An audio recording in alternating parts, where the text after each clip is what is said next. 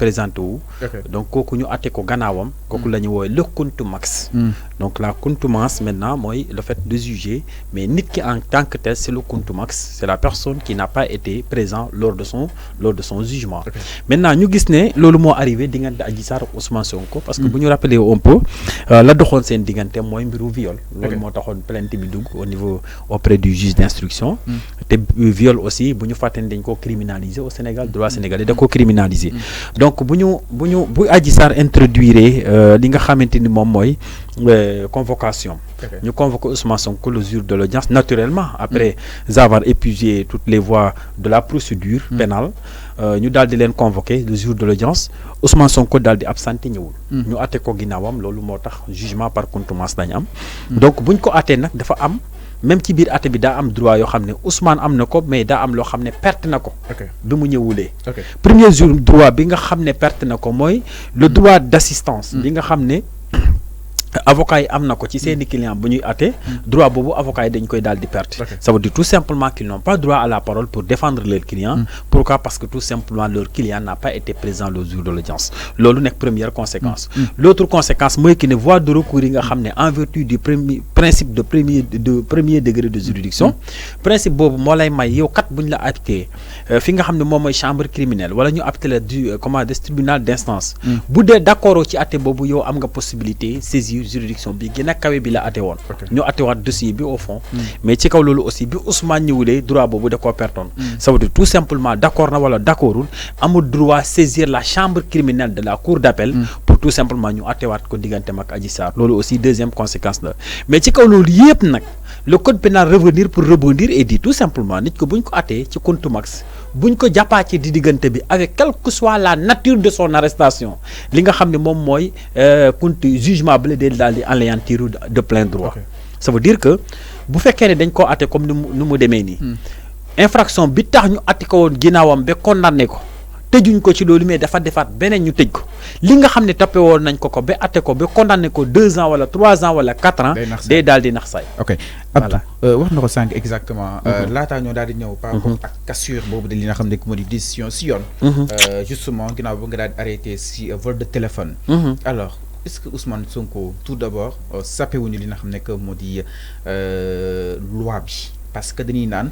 ku ñuy àtte par contumace mooy dañuy wóor ni que ni ku ñuy àtte gisuñu ko mu nax saay étant donné que si àtte bi xamoon ne Ousmane Sonko ma nga fa na xam ni itam mooy genre que Ziguinchor ba noon rendre verdict bi xamoon ne Ousmane Sonko mën na fa na xam ni itam mooy genre cité kër góor gi parce que ñoom ñoo ko arrêté Koungheul transporté ko yóbbu ko fa na xam ni itam mooy genre kër góor gi daal ko li nga xam ne que moo di barricade exactement est-ce que là li nga xam ne que moo di loi bi foofu violé wuñu ko étant donné que xam nañ fu mu nekkoon am nañ possibilité daal di koy jox li nga xam ne que mu di ay mandat d'arrêt jox comme sax li nga xam ne que mu di justement yenn li nga xam ne itam procureur moo koy daal di sàkku pour mu daal di teewee boobu di li nga xam ne que moo di miir bàyyi force exactement en grosso modo est-ce que su ma xamee Abdou Sarr xam naa fu mu nekk ma bëgg koo àtte ñëwul je suis obligé pour ma àtte ko par contumace wala kon war naa ko war a mën a jëli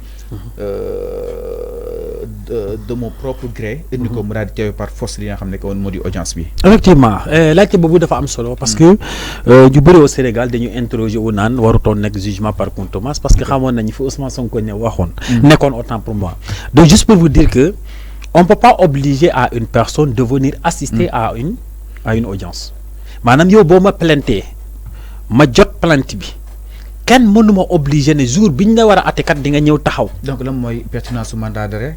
non bokkul ba léegi mandat d'arrêt procureur wala juge d'instruction mooy xool ba xam ne falukat lii mu def faw ñu téye ko pour mën a am les modes de preuve qu'il faut pour mën ko àtte. mais Abdou des fois ñu convoqué nit. une personne lambda. ñëwul yónnee ko un mandat d'arrêt. non mandat d'arrêt ak convocation bokkul.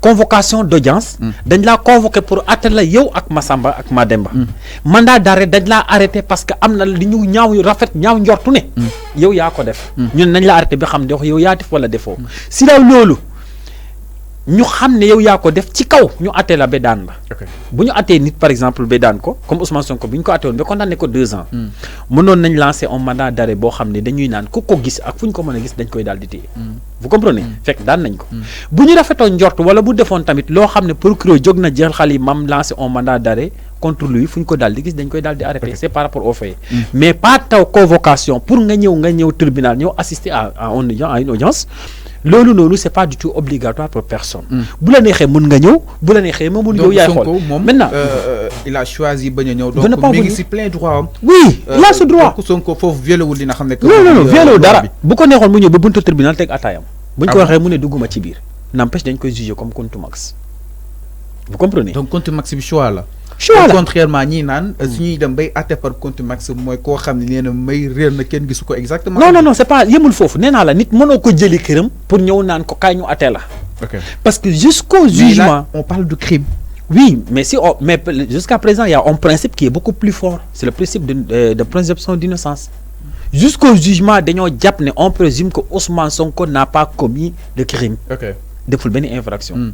Tant que le juge a une décision verdict, Ousmane Sonko a été condamné pour tel comme nous le défendons.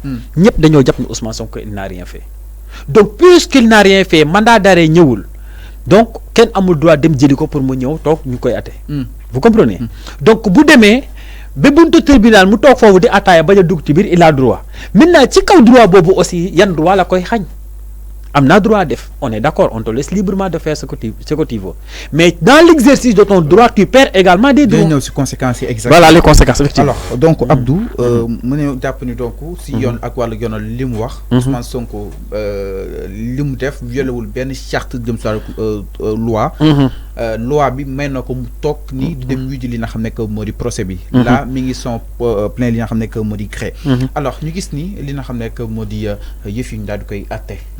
Alors atte bi nak ñu gis ni nekk fa alors sank yaa ngi ko doon wax lan la ko xañoon maanaam lan la ko xañoon exactement yan possibilité la amoon mu ñëw teew ñàkk teew mu daal di koy xañ jëm ci li nga xam ne que moo di jugement par contumace bi nga xam ni itam daalu na si kawam lu bu ko njëkk a xaj mooy que ne xam nga nit en matière pénale y a ce qu'on appelle l'assistance des avocats ay avocats ñoom dañ lay assister maanaam dañ lay jàppale ci plaidel la ci kaw yow yaa def mais wala défaut ñaar yooyu la ñuy plaider l'avocat il est là il dit daa def mais mu cherche ay lu ñuy wax ay circonstances atténuantes pour atténuer la peine bi nga xam ne moom nga waroon purger soit mu ñëw ne non deful et wane ay preuves yoo xam ne firndeel na ne moom client kat deful dara maintenant bu fekkee ne nag yow bañ nga ne yow doo ñëw comment dire tribunal parce que je le rappelle en matière pénale l'avocat ne représente pas mais il assiste ñaari mbir la yu bokkul avocat du représenter mais day assister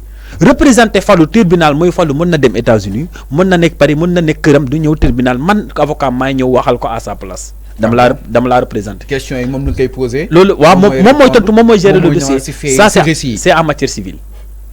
ok matière civile la am. matière civile. c'est-à-dire wàllu délit. non du délit boo waxee léegi pénal la mais matière civile maanaam par exemple. koo xam ne dafa am. parce que paraît-il que moom Mame Mbaye Niang avocat yi ñoo ko représenté. loolu la ma ne voilà comme genre infraction yooyu. ok ay délit. voilà donc dans ces cas de figure là voilà surtout en matière civile. Le gars il peut ne pas venir au tribunal. avocat bi ñëw représenté ko plaidel ko. wax à sa place ainsi de suite. mais day fekk mu am tous les éléments qu'il faut pour pouvoir représenter. Mais en matière pénale, surtout en matière de crime, c'est la personne en tant que tel, le client, il a l'obligation de venir pour avocat yi mën a plaider. Bu ñëwee les premières conséquences mooy que ne avocat yi dina ñëw mais duñ mën a wax ils n'ont pas droit à la parole.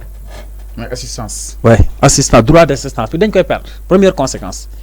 L'autre conséquence mooy li ma rappelé léegi mooy en droit, il y a ce qu'on appelle le principe de double degré de juridiction. C'était raison pour laquelle les avocats d'Ousmane Sonko ont boycotté la salle d'audience parce que jàpp na ni nag lan fa nekkee baaxul si li nga xam ne que mooy seen client et que ñi ngi nekk si ay tànk peut-être pour li nga xam ne que moo di condamné ko. Oui, c'est vrai xam nga toog ñuy wax ci sa client yeneen avocat yi di plaider procureur def réquisitoire am nga dégg ñu koy des fois ñu wax ci moom loo xam ne def ko ñu koy chargé te amul possibilité wax dafa métti dafa métti donc tu préfères quitter la salle que rester parce que bu ñu faree toog foo xam ne man maa la fa représenter wala ma war la assister ñu toog di la chargé yow Fallou loolu neexul ci xol et que juridiquement tu n'as pas le droit à la parole parce que ton client n'est pas là vous comprenez donc moo taxoon ñu budde ñu daal di génne maintenant au-delà. mais les avocats mën nañ poser question la plaignante. non même mën nañ poser question. N'ont pas du tout droit à la parole parce que la finalité c'est quoi?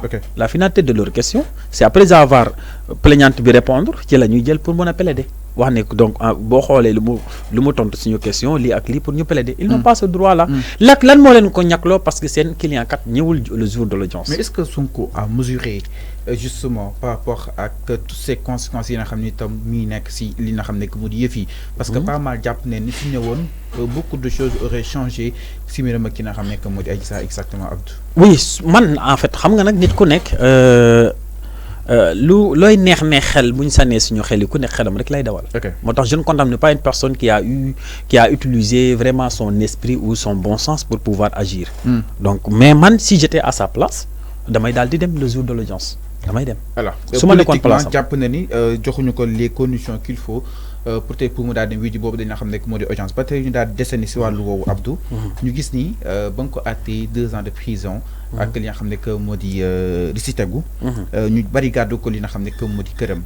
La décision de la justice n'a pas été appliquée allant dans ce sens le pourquoi il a fallu mu daal commettre benn infraction ñu daal koy war a mën a teg loxo exactement loolu naka lañ ko war a mën a comprendre parce que si suñuy xool nit ki su la àttee dara ñu mu officiel.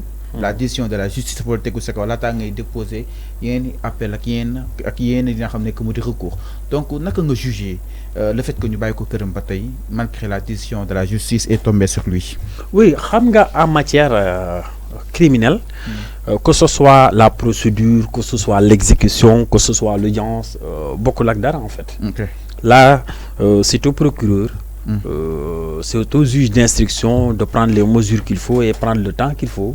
Enfin bien d'étudier le dossier, qu'est-ce qu'il faut faire, qu'est-ce qu'il faut pas faire, ça c'est dans leur domaine. En tout cas, juge prérogative bi la am mooy woo ñaari ñi nga xam ne kii jàpp na ne dañ maa tooñ mu bind convocation. Après les procédures enquête ak les procureurs pare ko juge d'instruction pare ko ñu jébal ko le juge du fond mu daal di convoquer ñaari nit ñi moom benn prérogative la am mooy rendre la justice mooy joxe ndogal.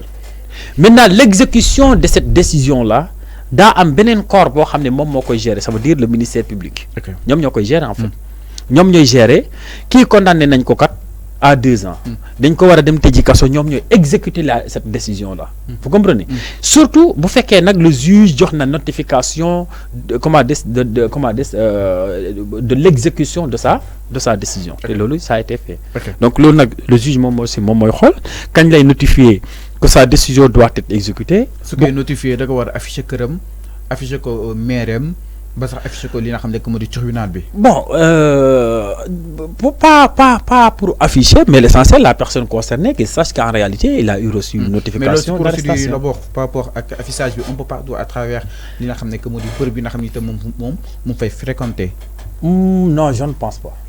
Parce que c'est pas ça intéressé wul en fait public bi nit ki la intéressé wu. Notifier ko rek moom ci boppam. C'est comme si aujourd'hui ma déposé une convocation auprès de la gendarmerie auprès de la police. Ou auprès du tribunal. Est-ce que convocation bi ité woon na ñu ñëw 5TV affiché ko bi non mais toi la personne concernée il faut recevoir la convocation et puis c'est tout. Donc c'est pas pour le public mais c'est pour la personne concernée on n'affiche pas. Alors Abdou wax na ko 5 continuellement suñ ko xasee ba àtte nit lan moo ko war a